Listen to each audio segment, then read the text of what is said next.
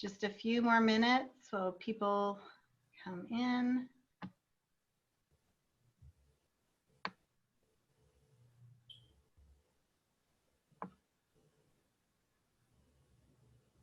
I hope everyone's having a great week and a great day. Yeah.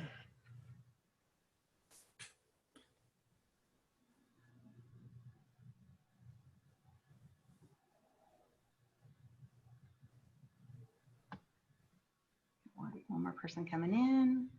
I see some friendly faces, which is always nice. A couple more people coming in.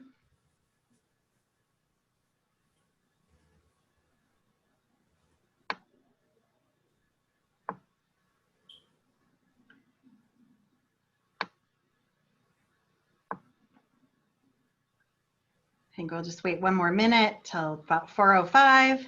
Okay.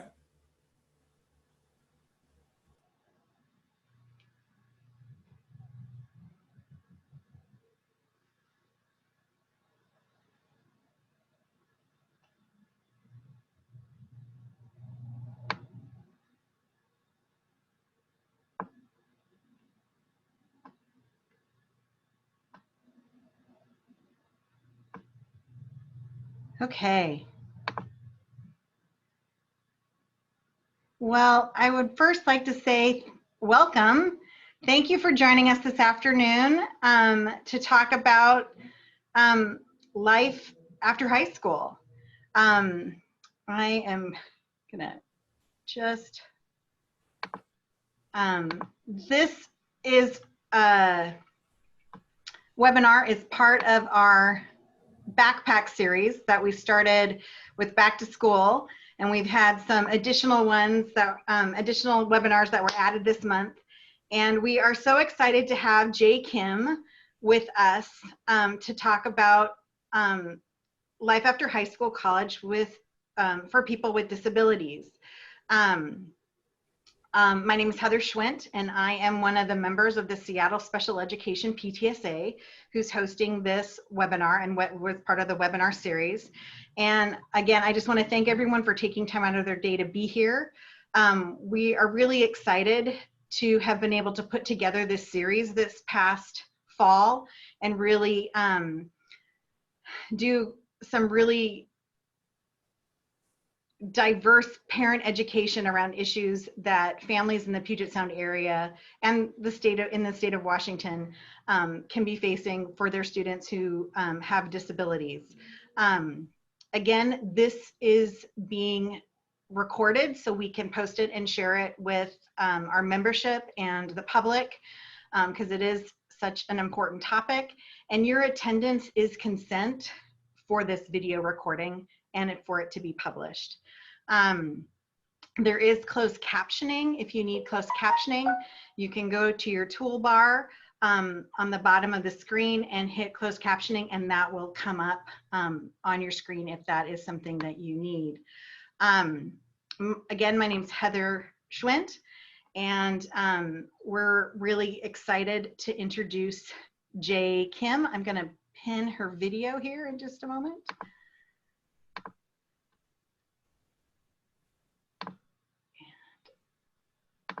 There we go, there's Jay. And I'm gonna, so Jay is an information and resource coordinator with the ARC of King County. As a social worker who has a developmental disability, she believes that these services are critical, including education, housing, and employment. Jay believes that social services are a basic need to all people and which all people need access. This is also why she wanted to study social work and to advocate for people with disabilities and support them to lead successful lives. She wants to help them find their voice because they are the ones that face challenges and they know what they need to be successful. She's also being assisted today by her coworker, Richard Mullins, who is another staff member at the ARC, and he supports African American families in our community who have disabilities or have family members with disabilities. and he's going to be kind of behind the scenes helping out, but he is here as well. We want to give them a really warm welcome. Before Jay starts her presentation, I want to just go over a few meeting norms we have as our organization. Jay will be taking questions, and with that, we really want to focus on, if we're going to take space, we want to make space. We really ask that you be cognizant that there are other people who are also here who may have questions, and that we absolutely want you to ask your questions, but please be aware that other people might be waiting, and we want to make room for them as well. She is willing to take questions during the presentation, and you are more than welcome to put those in the chat. She also said you are more than welcome to unmute yourself and ask.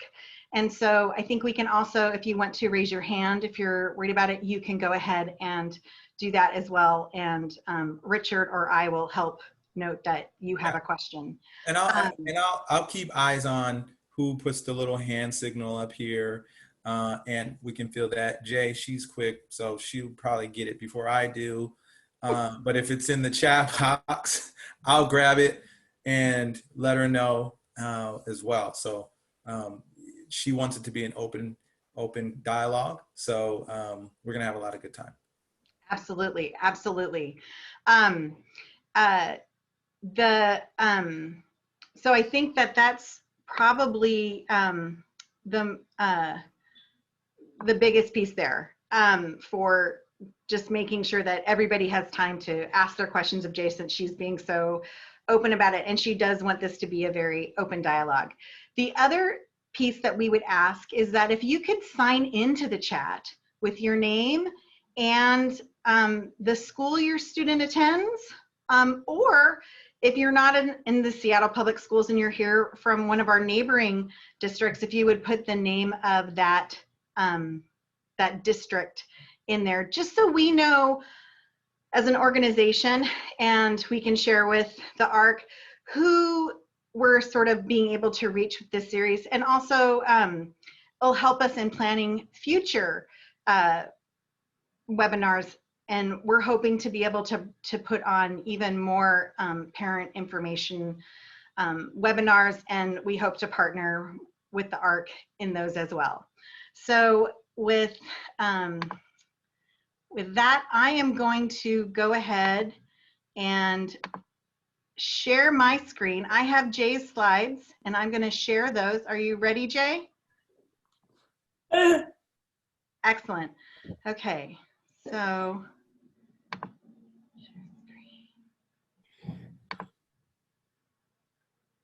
one moment. Here we go. I'm going to go to presentation view.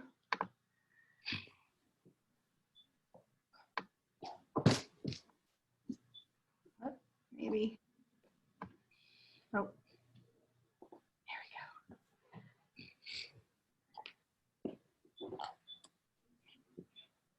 we go.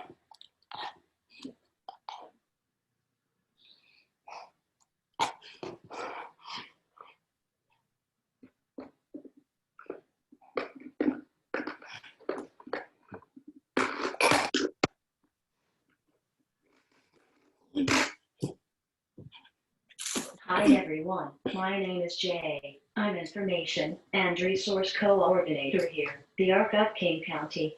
My original goal was to be a transition specialist who supports students with disabilities step into adulthood. Since I'm interested in this area, one of my main roles at the ARC is supporting clients who are in a transition stage and provides them with helpful resources. As a social worker who has a developmental disability, I believe these services are critical. I believe that social services are a basic need to which all people should have access. This is also why I wanted to study social work, to advocate for people with disabilities and support them to lead successful lives. I want to help them find their voice because they are the ones that face the challenges and they know what they need to be successful. I also do other things like doing this type of training or presentation. I have resources for you to look through if you want to learn about this topic more. I have sent all the materials to Heather so that she can get them to you. So, I wanted to do this workshop because I believe that we don't talk about college to people with disabilities even though they have rights to receive higher education like everyone else. I even had support to get connected to the disability office at the college, but I needed to teach myself what my rights were and how to advocate for myself. My accommodation request got denied at first because the disability office didn't consider it as a reasonable accommodation.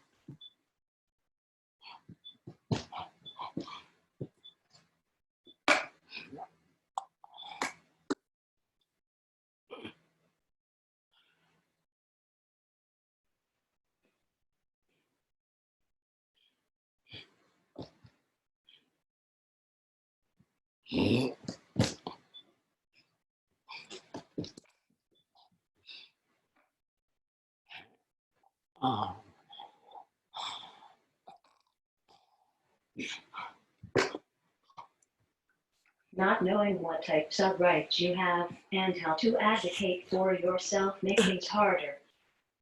So under the Americans with Disabilities Act, ADA, and Section 504 of the Rehabilitation Act of 1973, colleges cannot discriminate against a student because of disability.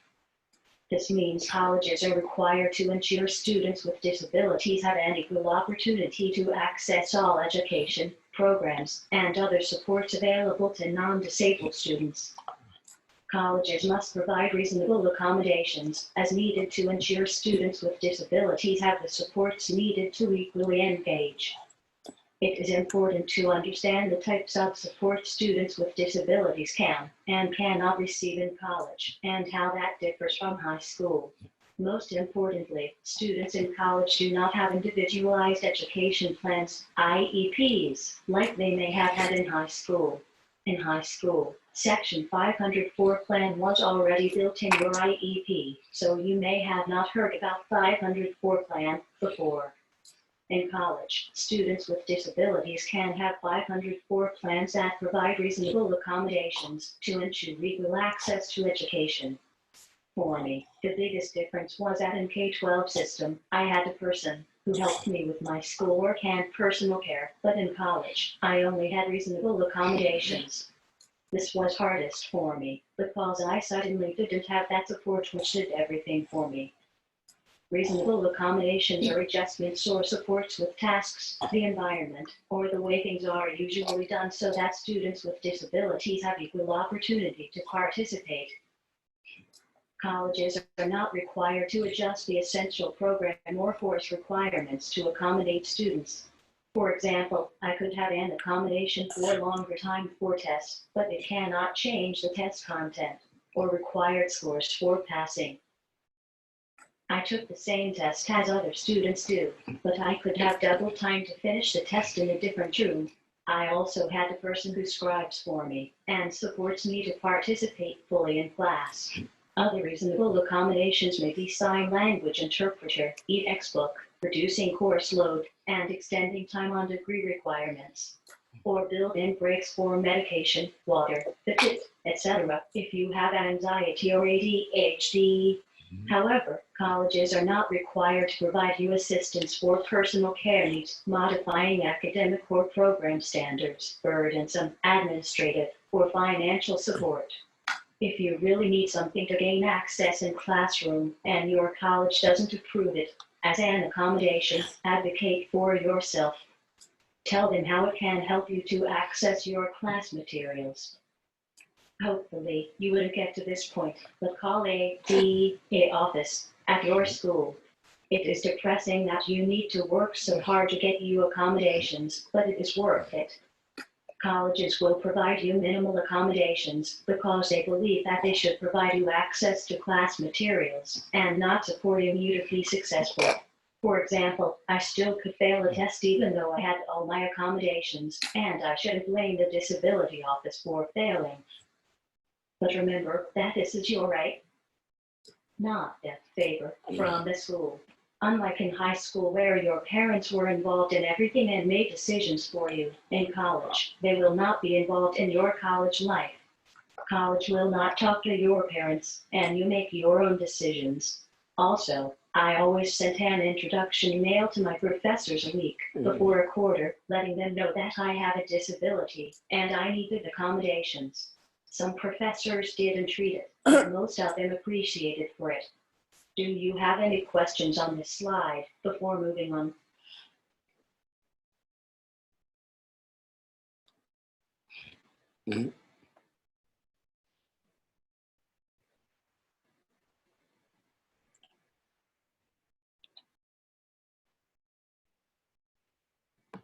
Jay, I have a question.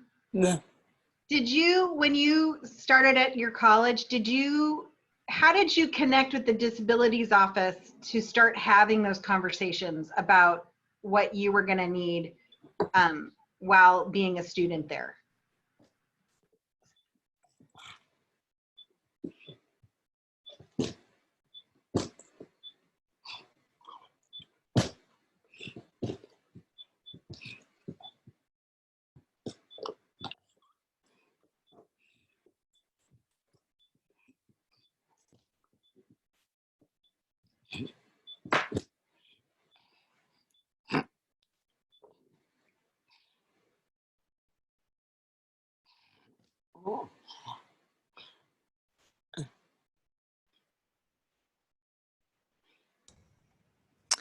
Jay, I have a question. I think I understood. I know that college, you don't have an IEP, but are you saying that you did have a 504 plan for college and you got that through, once you did your intake, the disability office worked with you to have a plan? Is that, did I understand that right?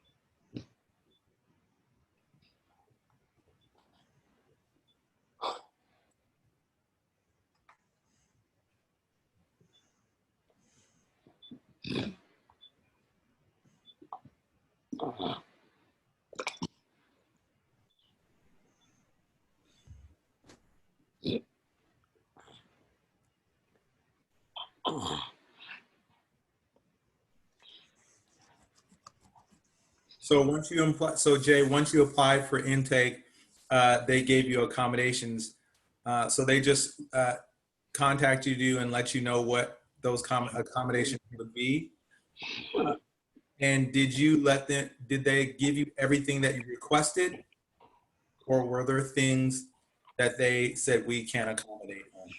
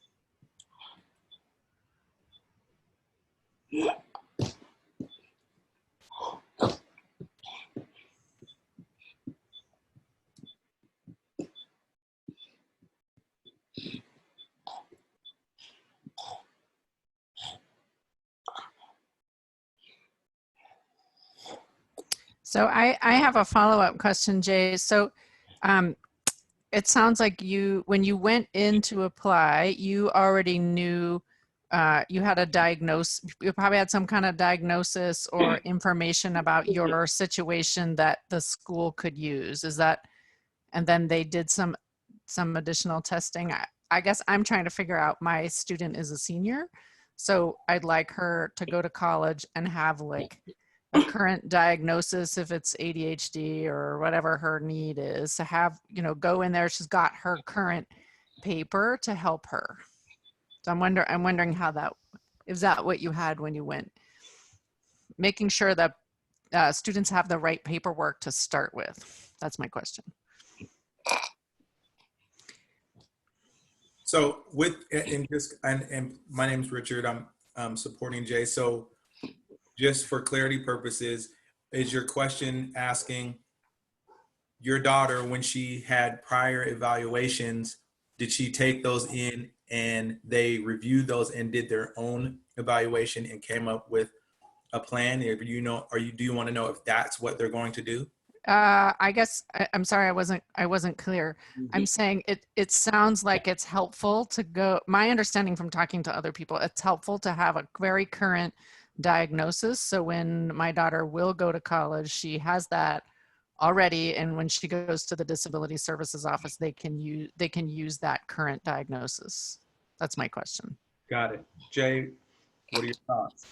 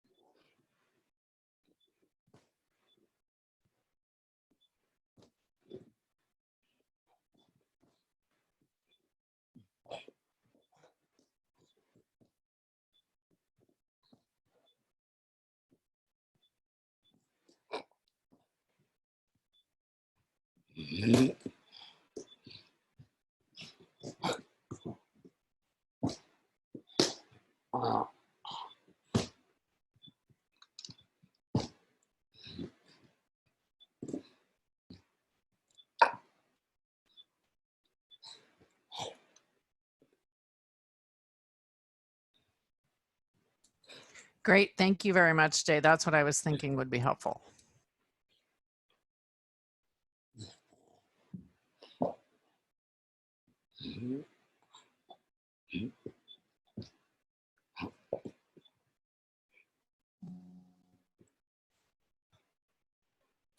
Remember, not all colleges are alike. As with any college student, finding the right fit is important to ensuring a successful college experience. Some colleges are more inclusive and supportive of students with disabilities than others, even though all colleges must abide by ADA and Section 504 laws. Some colleges have programs and services designed to support the unique learning and social needs of students with intellectual and developmental disabilities, IDD, while others do not. While a college cannot deny you admission because of your disability, they can determine how much or how little support they will provide. There are a number of things you should consider when you choose where to attend. First, is the college physically accessible to you? Of course, you have a right to access any buildings, but in reality, it isn't true, especially when the school was built 150 years ago. For me, my school, UW, was pretty accessible, but if my class was located in one of the older buildings, I could not go in, and I needed to request for the class to move to another location, which can take time. I recommend you visit the schools before deciding where you want to do. Second, will the school provide you appropriate accommodations, services that meet your needs? Every college offers you slightly different accommodations with similar missions. Some colleges provide you a variety of accommodations because they were built off of social model, which means that we should work with each individual to accommodate their needs. but other colleges may offer you specific accommodations that give you access to class materials because they were built off of medical model which denies a person with a disability their full humanity, this time by trying to normalize the disabled individual to be their non-disabled peers. I have been to 2 different colleges where one of them offered me many accommodations, including a person who scribed for me and supported me to participate fully in class. But another college offered me limited accommodations, and I needed to advocate for myself really hard to get what I needed. In the end, all worked out fine. Third, what type of college will best fit your needs? Large, small, public, private, religious, etc. Every type of college has pros and cons to it, and it will be based on what you need. Thinking whether you like small or big institutions, because there is a huge difference from the class size to how long you need to walk from each class. I can't say professors from the small colleges are more open to explore new things with you, but it's different for everyone. Some colleges have programs and services designed to support the unique learning and social needs of students with intellectual and developmental disabilities, while others do not. That doesn't mean that you should only go to these programs. You should pick where you want to go. Also, while the programs like OLS and Achieve can support many students to reach their goals, students with disabilities can attend a regular college program if they want. I'll explain what OLS and Achieve are in a few minutes. Your disability shouldn't affect your decision on where you would like to go. Fourth, will you benefit from starting at your local community college then transferring to a 4-year program? I'm not saying that you cannot do only community college or go straight to a 4-year college, but I just want to tell you this is an option.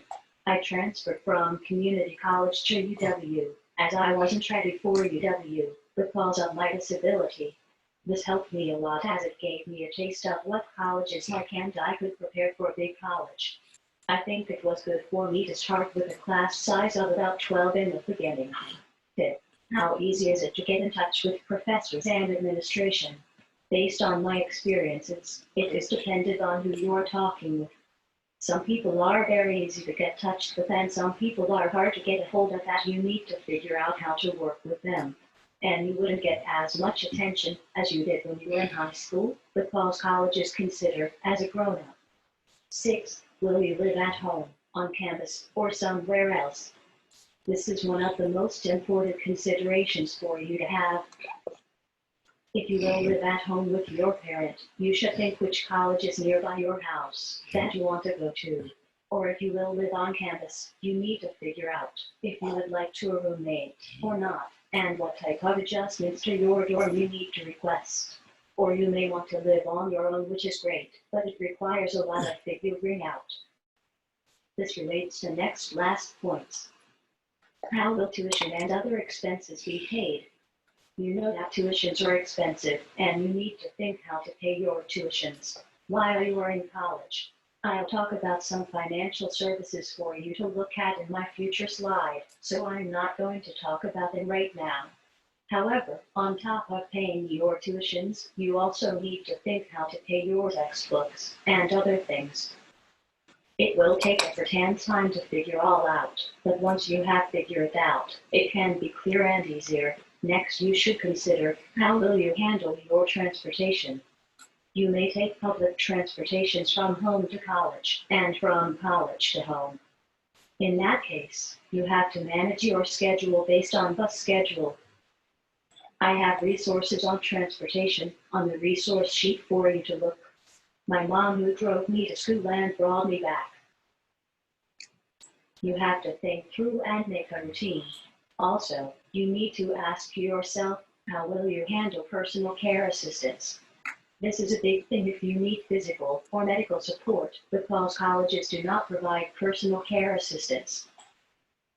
I need personal care assistance, and my mom did this for me. Or I know some students with disabilities hire their own personal care assistants and pay them. They usually find personal care assistants around their network. Lastly, you need to consider how active, responsive is the disability office of the school. Some colleges have disability office that is very good and willing to figure things out with you. They might have accommodations or services that fit your needs, but other colleges may not be responsive as you would like, or they might not have accommodations that work for you. In that case, you may have to advocate for yourself harder, which is okay, but know that you can have different experiences based on where you go. Do you have any questions on this slide before moving on?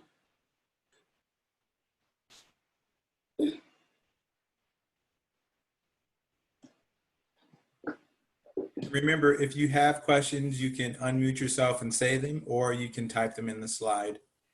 We'll wait a moment just in case.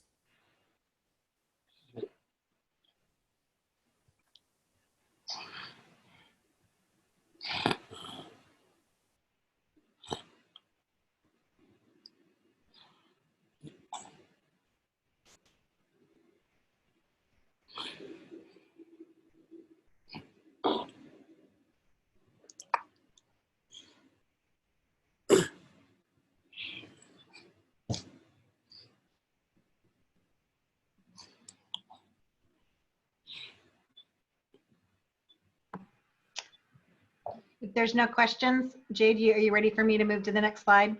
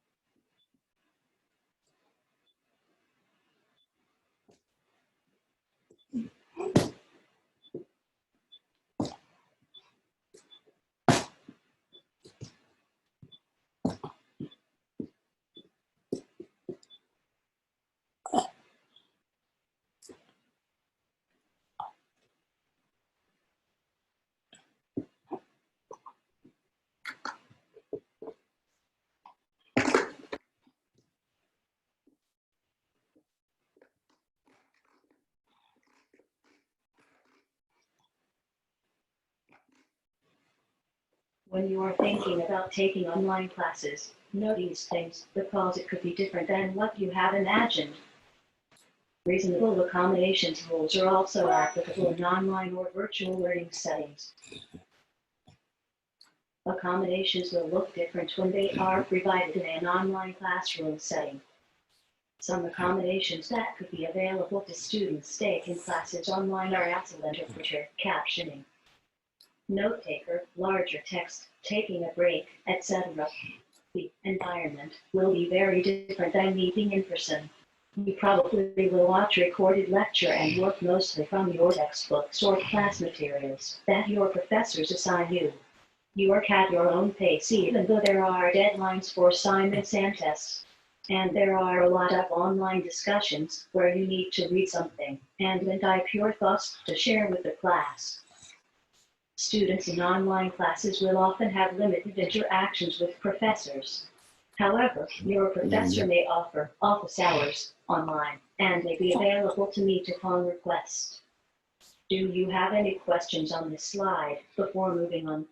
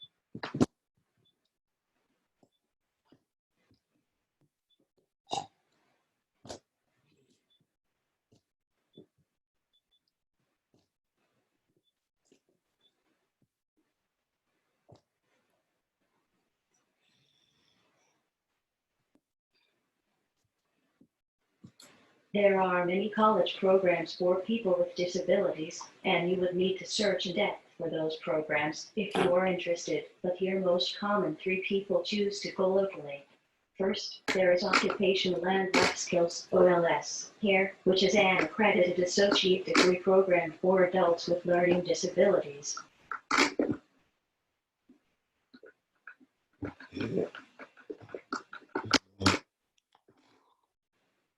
Alright, so I will move to the next point. In their uniquely supported program, students learn to identify and develop a career pathway, grow interpersonal skills, build lifelong friendships, and gain marketable, workplace-ready skills. Second, there is the Autism Spectrum Navigators, ASN, program that serves Bellevue College students who identify as autistic.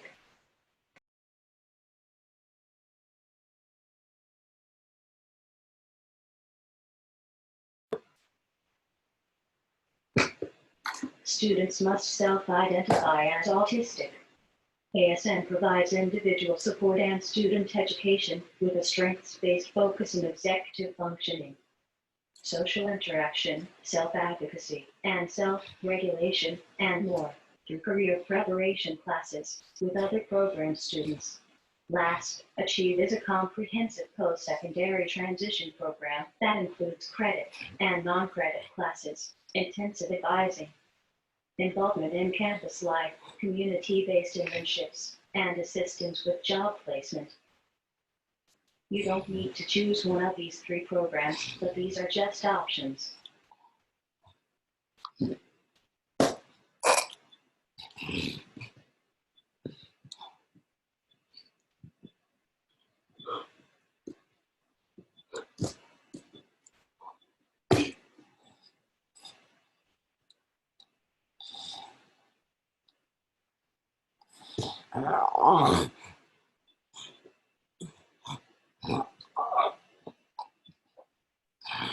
Hi, Jay. This is Rebecca Jansen, and I just wanted to ask, what do you think parents could be doing now to prepare their students?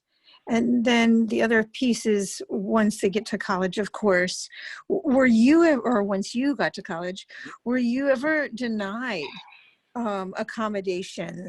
And was it because of, what was the excuse? Was it funding? What was the issue? And how do we as parents deal with that?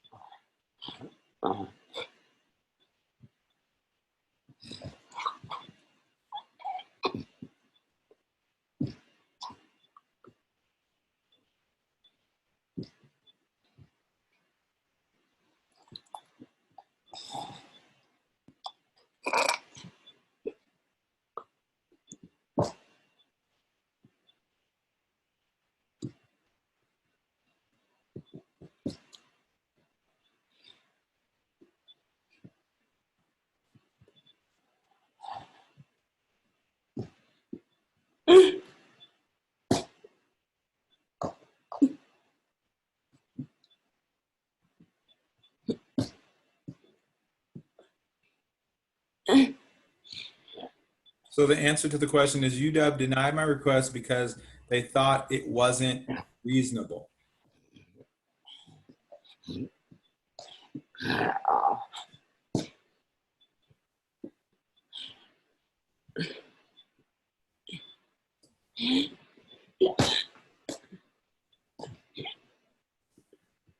And if there are any other questions, feel free to type them in the chat box or unmute yourself and ask Jay.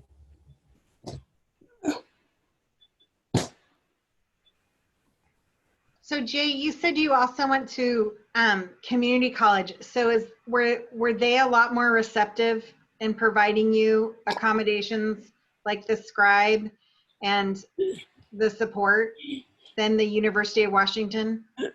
Yeah, you're nodding yes. Jay, do you think that that was because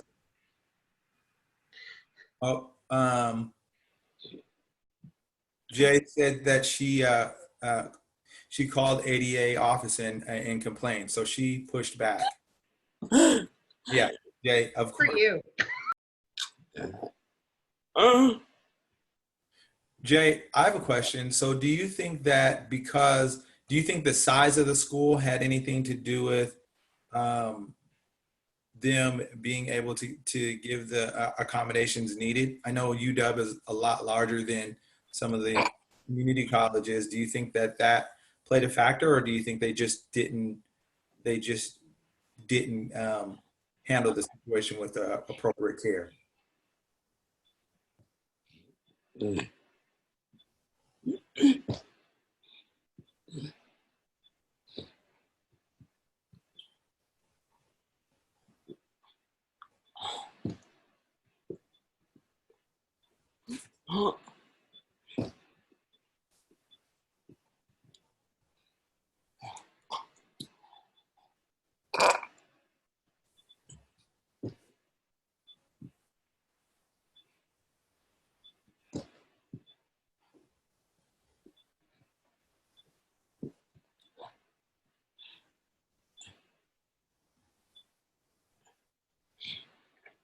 Oh, okay. Completely understand.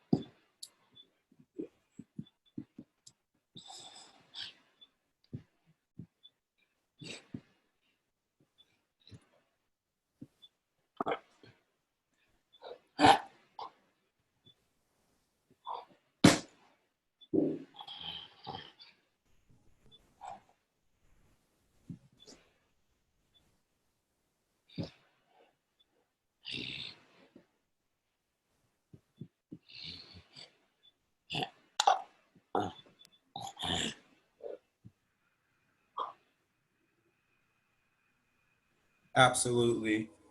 Jay thinks that it's important that everyone's kids advocate. So a level of self-advocacy, absolutely. We have another question from Pam. She says, when it comes to advocacy for services in education, I have heard that it doesn't get better, just different. Jay, would you agree? That's the first question. So does it get different rather than better? Okay, all right. And I believe the second question would be, are there common issues across various schools? If so, what are coalitions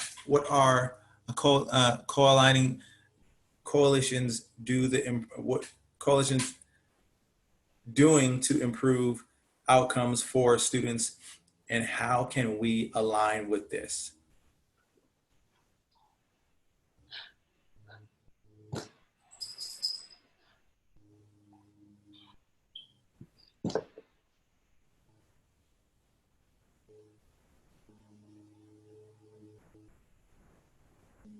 So I'm assuming you'd like to know how the coalitions are upgrading, making their environments and their systems more inclusive to the community.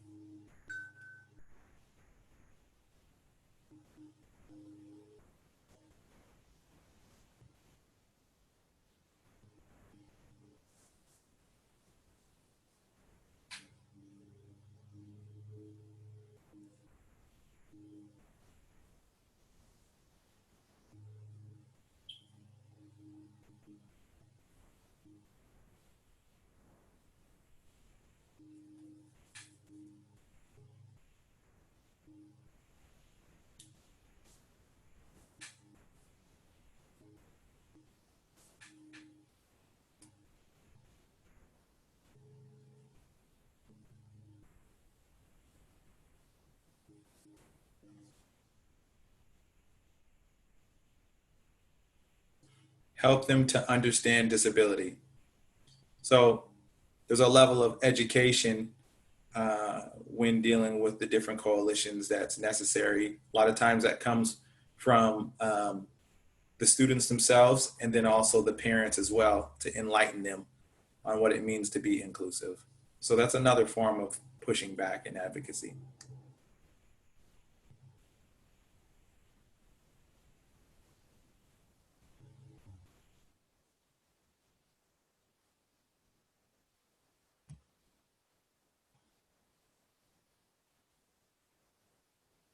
And Heather, how are we doing on time? I know it's 4:50. Yes, we are doing good on time. I was just going to ask Jay, you sent that other resource document, and I'm wondering, I wanted people to have this slide up so they could get your email address.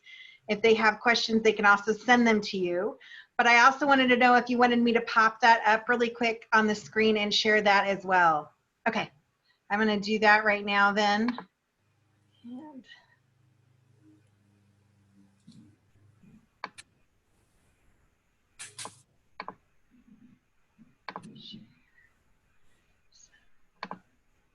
that should be on the screen. So these are some resources that Jay shared before the meeting to me, and I think she talked about them briefly at the end of her presentation. We are going to post this up onto the special education PTSA website with the recording of this webinar. And then Jay also shared with us sort of a worksheet for planning that she, I don't know if she used or she created after her experience, but a really great resource for sort of helping plan that post-secondary pathway for you as a student or as a parent with your student to help them. And so they can also have that self-advocacy piece there to sort of think about all those pieces that they're going to need. And then Jay has posted in the chat a survey she would love to have people fill out for feedback.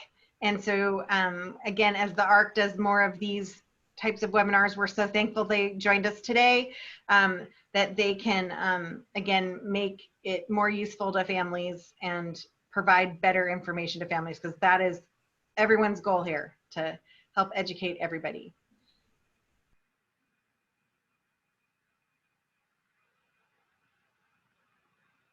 I'm going to leave this up there. So just, if there's no more questions for Jay right now,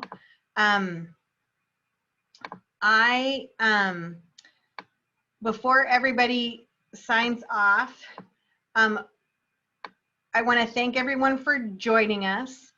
And we have a small poll that I'm going to put up on the screen for people to do. And if you would fill that out for the PTSA, that lets us know how we can improve webinars and provide information to families that are needed. And then I have a couple small announcements. I'm going to start our poll. Okay.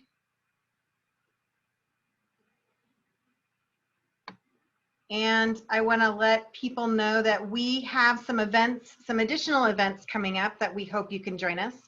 Tomorrow we have one of our Sip and Chats, which is a community parent-to-parent based event where parents can come and talk to other parents about issues related to special education and their schools and struggles with their children.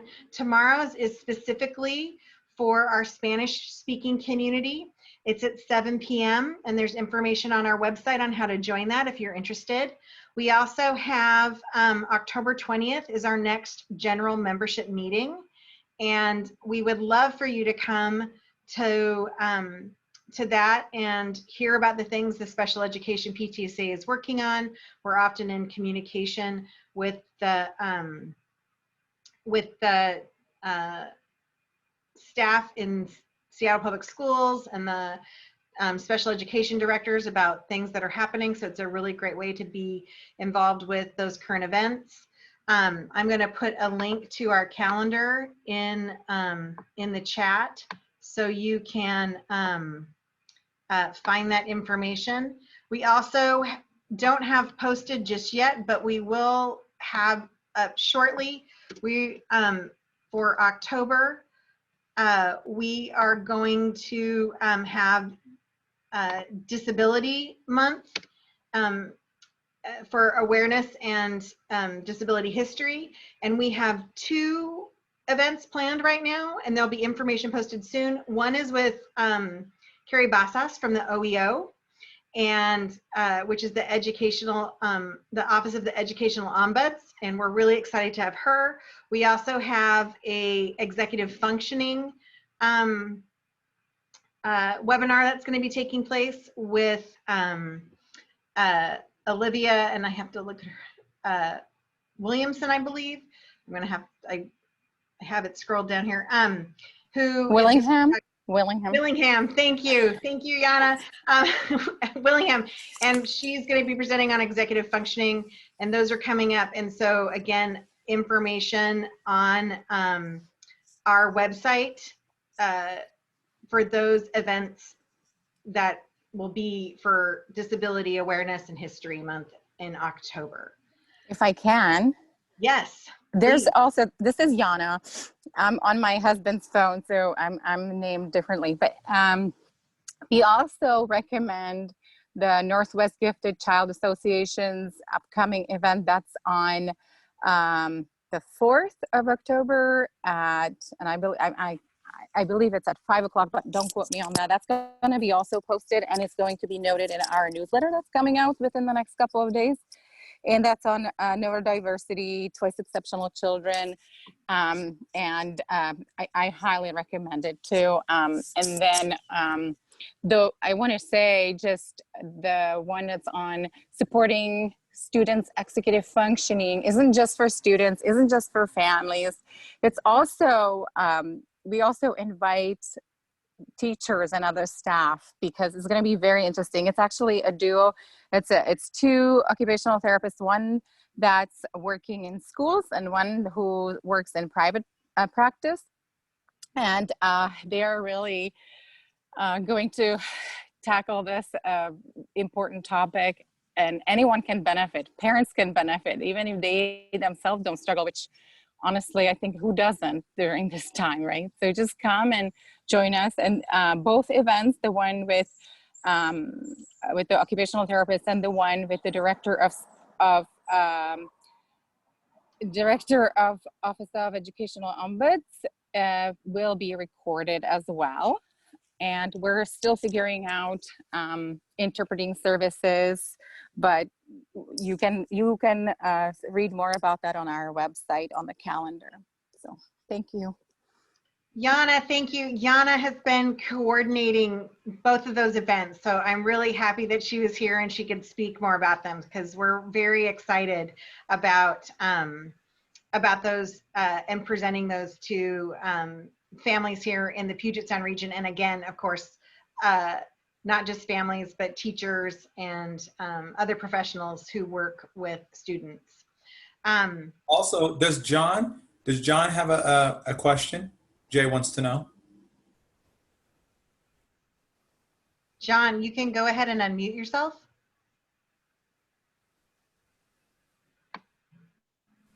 So my guess is that would be me because I'm on my husband's phone. Oh, got it. All right. So he might have some questions later when he watches it, but thank you. All righty. I also just want to put in one last plug that if you have found this helpful, we would encourage you to go to our website. You can get there again through the link that was already posted in the chat and become a member of our PTSA. We're a growing organization. We're 100% volunteer organization. And we believe in supporting and advocating for families and students with disabilities. And if this is something that is important to you, we would love to have you join us and support us. So, and then I'm going to put in one more quick little piece in here in the chat, which is, again, Jay's got her survey. So please, oh, Rebecca, thank you for saying you just became a member. And I want to just put in the ARC of King County's website right here. And again, they are a fantastic resource, super helpful for families. They have so many different programs to help families. And if you have questions, they are a really important go-to in the Puget Sound area in supporting people with disabilities and helping educate around issues that face people with disabilities so we can be a more inclusive society and support people who need to have things done just slightly differently, but they're the same as the rest of us in many other ways. So we appreciate here, we really appreciate Jay and Richard being here today. And I'm gonna hit stop recording and stop share.